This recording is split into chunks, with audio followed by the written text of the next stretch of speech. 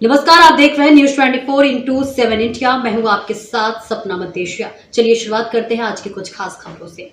ग्वालियर से एक हैरान कर देने वाला मामला सामने आया है, जहां एक युवक ने पैसों के लालच में खुद के अपहरण की झूठी कहानी रच डाली।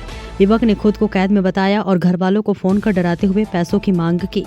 जानकारी के अनुसार युवक ने अपने परिजनों से कॉल कर कहा कि कुछ लोगों ने उसे बंधक बना लिया है और यदि पैसे नहीं दिए गए तो उसकी जान को खतरा है। बेटी की आवाज सुनकर परिजन घबरा गए और तुरंत ग्वालियर पुलिस से संपर्क किया। मामले की गंभीरता को देखते हुए पुलिस ने तुरंत जांच शुरू की। तकनीकी साक्ष्य और मोबाइल लोकेशन के आधार पर पुलिस युवक तक पहुंची, जहां वह पूरी तरह से सुरक्षित मिला।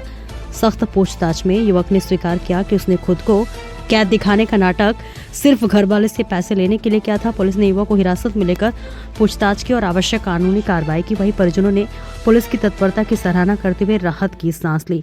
पुलिस ने अपील की कि इस तरह के मामलों में घबराने के बजाय तुरंत पुलिस को सूचना दे और बिना पुष्टि किसी को भी पैसे न दे। मैडम, एक अपहरण की झूठी कहानी का खुलासा हुआ है, क्या पूरा मामला था, क्या कार्रवाई की गई है? ये थाना माधवगंज का अपराध क्रमांक 3/26 है। इसमें दिनांक 2 और 3 की दरमियानी रात पुलिस को सूचना प्राप्त हुई कि एक बालक जिसकी उम्र 16 वर्ष है वो अपने घर से चला गया और उसके पिता को एक फ़ोन कॉल मिला जिस फोन में उसको सूचना दी गई कि आपके बालक के ऊपर काफ़ी कर्ज है, लगभग 10 लाख रुपए का, तो आप 10 लाख रुपये भेज दीजिए, तब आपके बालक को छोड़ा जाएगा। तो प्रथम दृष्टया ये ऐसा प्रतीत हुआ कि मानव अपहरण का प्रकरण है। जब जिस नंबर से उसको पिता को फ़ोन आया था, जब इस नंबर की डिटेल ली गई, उसको तलाशा गया तो पता लगा कि ये सिम बालक की माँ के ही नाम था। इससे पुलिस को डाउट हुआ कि जब ये इसकी माँ के ही नाम है फ़ोन और उससे फ़ोन कॉल हो रहा है।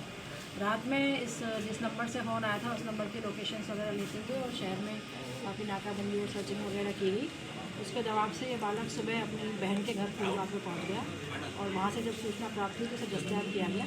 इसने पहले बताया कि मुझे इस तरह से 4 लोगों ने एक ब्रीजा गाड़ी में डाल के और मुझे शहर में ले गए और मुझ पर दबाव डालते रहे कि तुम अपने घर फ़ोन करो, पैसा मंगाओ, और बाद में फिर ये मुझे नदी गेट के पास कहीं छोड़ गए। उसने जो जो स्थान बताया उन स्थानों के CCTV फुटेज निकाले गए, उसको दिखाया गया। ऐसी कोई ब्रीजा गाड़ी वहाँ दस्तयाब नहीं हुई। बालक के बारे में जब और जानकारियाँ प्राप्त की गई, उसका पिता गोहद चौराहे थाने में पुलिस में कार्यरत है, उनको बुलाया गया। इसके बारे में और जानकारी बता दी तो पता लगा बालक ऑनलाइन सट्टा खेलने का आदी है और उसके ऊपर ये सट्टे में कई पैसा हार चुका है।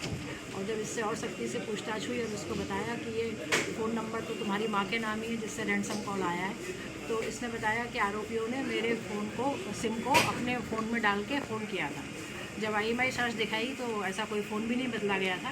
तो इससे फिर वो और जब उससे सख्ती से पूछताछ की गई और उसको सारे तथ्य दिखाए गए कि कोई ब्रीजा गाड़ी नहीं है पूरे शहर में रात भर में घूमती हुई, तब उसने ये कबूल किया कि चूँकि उसके पास कर्जा हो गया था और वो पैसा प्राप्त करने के लिए उसके पिता चूँकि अगले महीने सेवानिवृत्त हो रहे हैं, उसे जानकारी थी कि उन्हें काफ़ी पैसा मिलेगा, वो पैसा प्राप्त करने के लिए उसने अपने अपहरण की ये झूठी कहानी गढ़ी थी। इसका पर्दाफाश किया गया और बालक के कथन अभी कराया गया।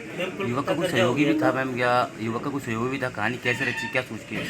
नहीं, उसकी प्लानिंग में और कौन कौन लोग शामिल थे अभी इसका खुलासा नहीं हुआ है, लेकिन वो खुद अपनी मोटरसाइकिल से रात भर घूमता रहा दीनदयाल नगर और फूलबाग वगैरह के आसपास।